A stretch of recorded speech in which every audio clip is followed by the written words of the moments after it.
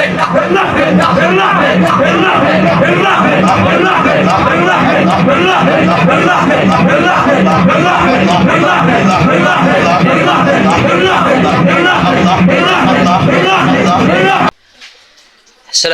warahmatullahi wabarakatuh, sahabat channel Jawahir Mansuri. Semoga kita selalu diberikan kesehatan oleh Allah Subhanahu wa taala, diberikan nikmat iman, Islam, diberikan rezeki yang halal dan thayyiban, rezeki yang barakah dan berlimpah. Yuk kita simak penjelasan tentang Wahabi. Apa itu Wahabi? Siapa pencetusnya? Dan bagaimana ajaran Wahabi tersebut, biar kita tahu mendalami tentang Wahabi. Jadi kalau kita tahu, maka kita menjadi benteng yang kuat atas iman kita. Yuk kita simak tentang penjelasan Wahabi itu bersama-sama. Dan apa itu Wahabi? Kesan kepada umat Islam khususnya di Malaysia. Banyak sih. Panas.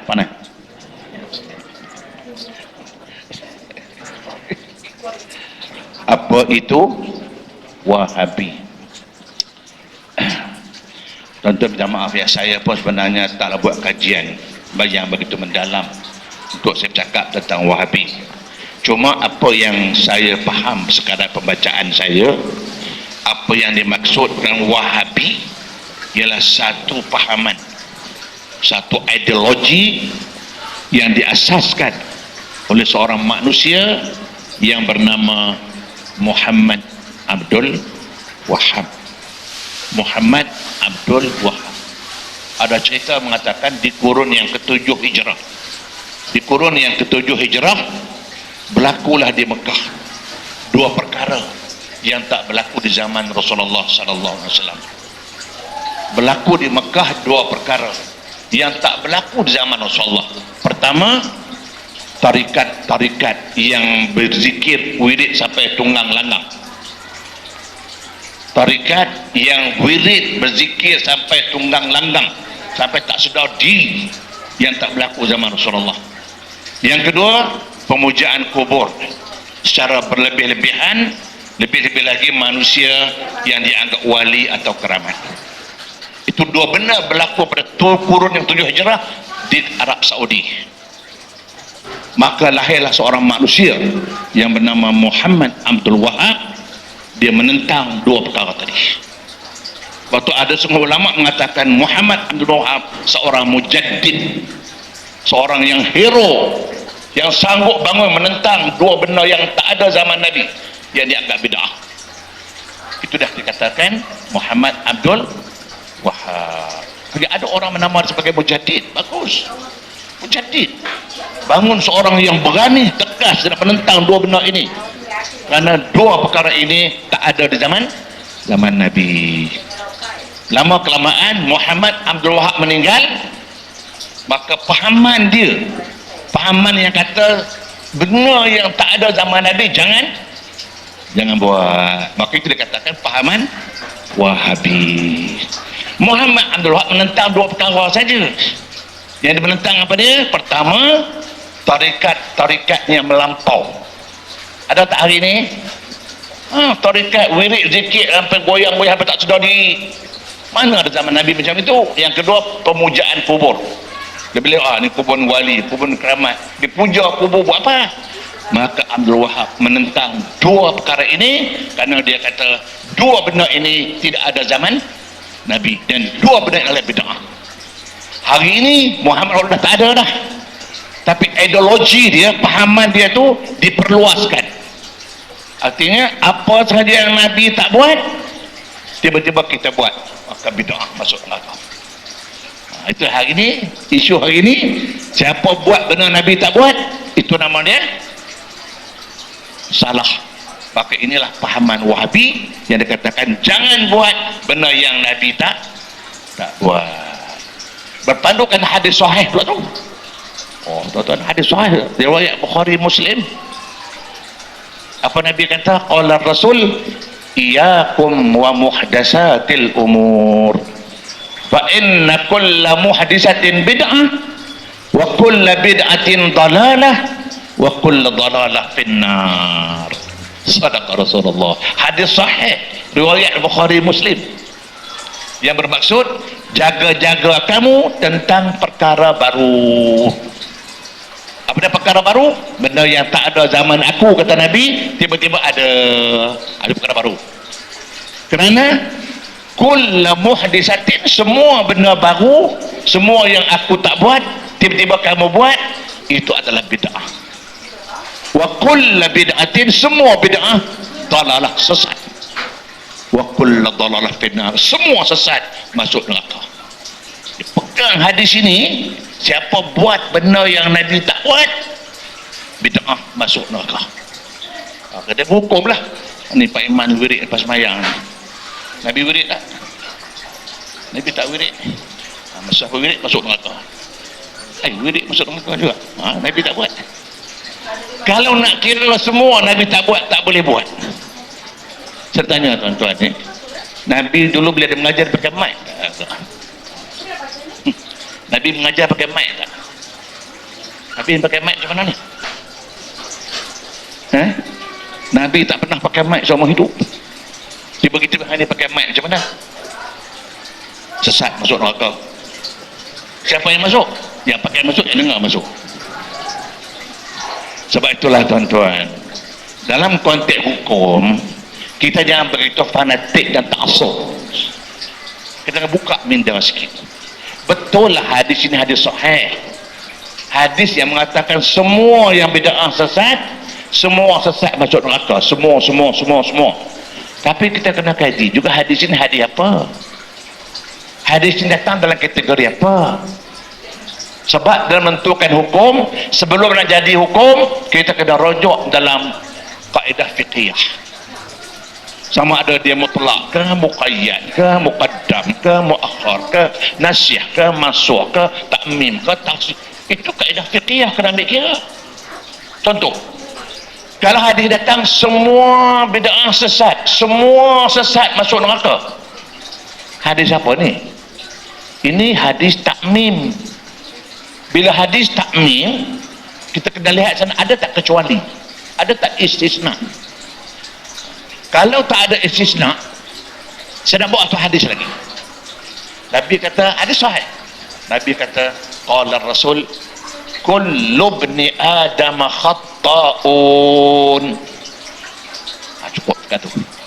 Yang bermaksud, Nabi kata, semua anak Adam buat dosa. Tu, siapa kata? Nabi kata semua anak Adam buat dosa.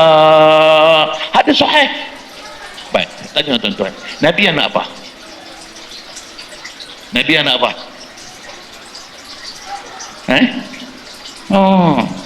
tanya Nabi anak apa? Nabi anak Abdullah.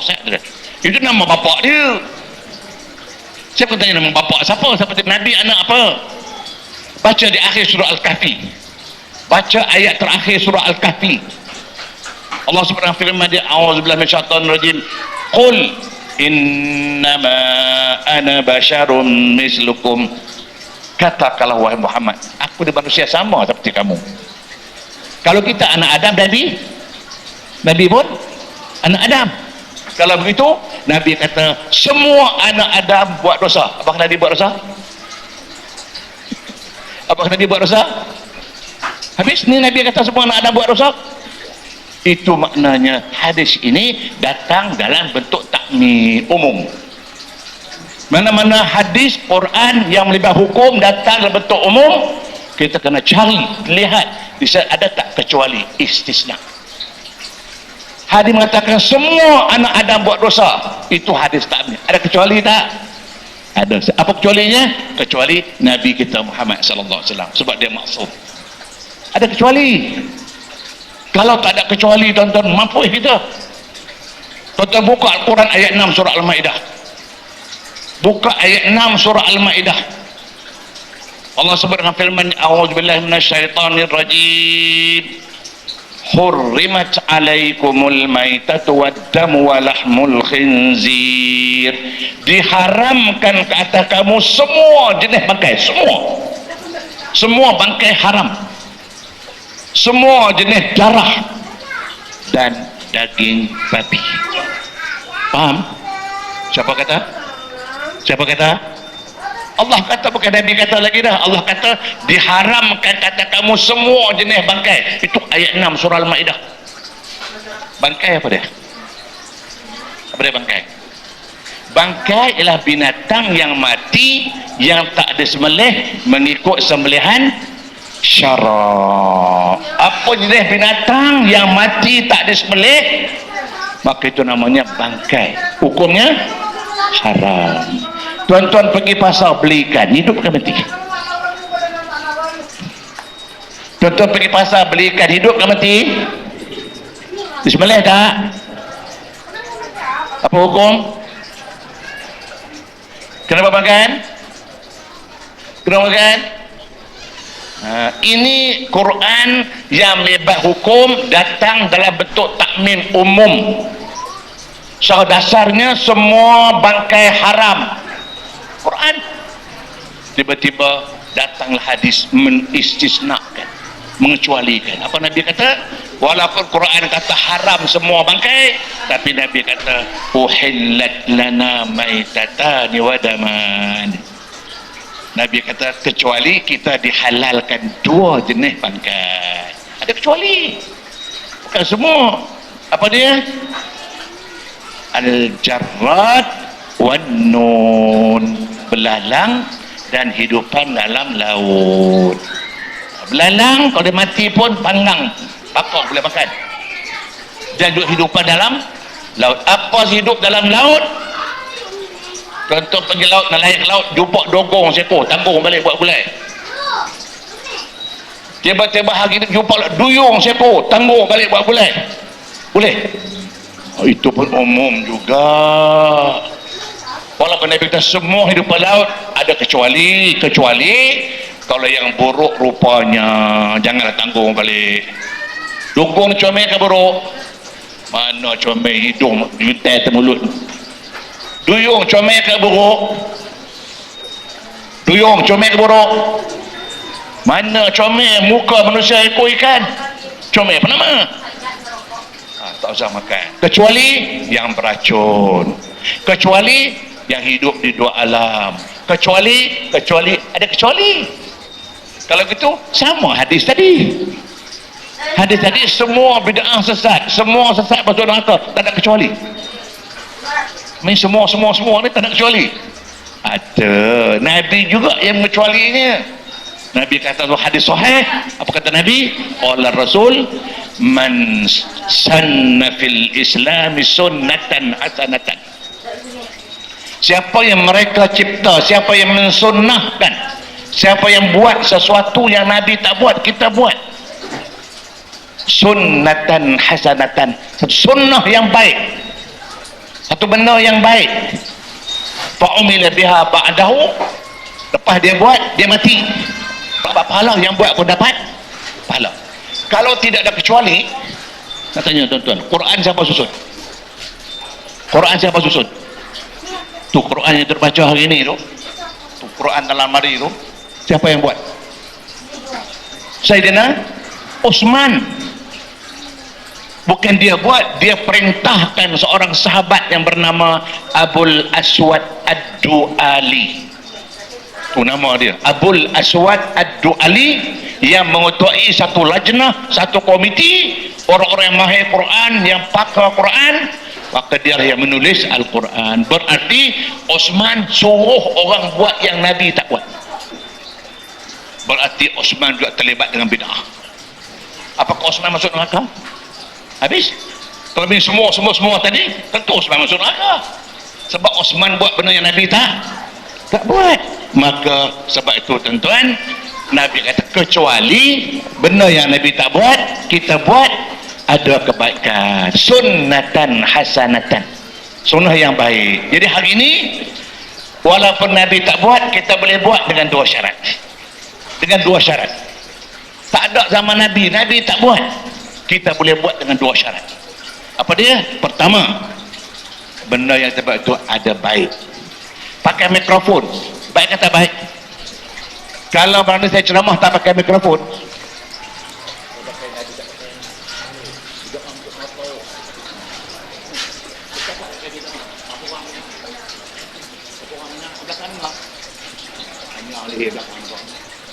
ada baik tak pakai mic? Okey, jalan. Dan syarat yang kedua, selagi tidak ada nas atau dalil yang melarang perbuatan itu. Melainkan kalau Nabi kata tak benar kamu menggunakan mic ketika ceramah, itu bang tinggal habis. Ada hadis melarang pakai mic? Tak ada. Boleh. Itu dia katakan Wahabi. Jadi orang yang berpahaman macam ini, mereka tak mengaku mereka Wahabi.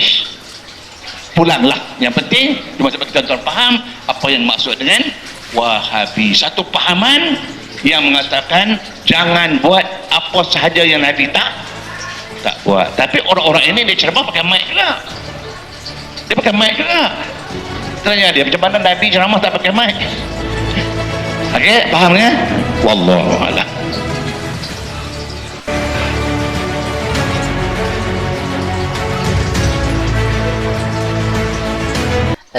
Terima kasih telah menonton channel kami Johir Mansuri. Semoga apa yang beliau sampaikan menjadi ilmu yang bermanfaat, menjadi tambahan ilmu, tambahan wawasan yang baik buat kita dan buat orang lain.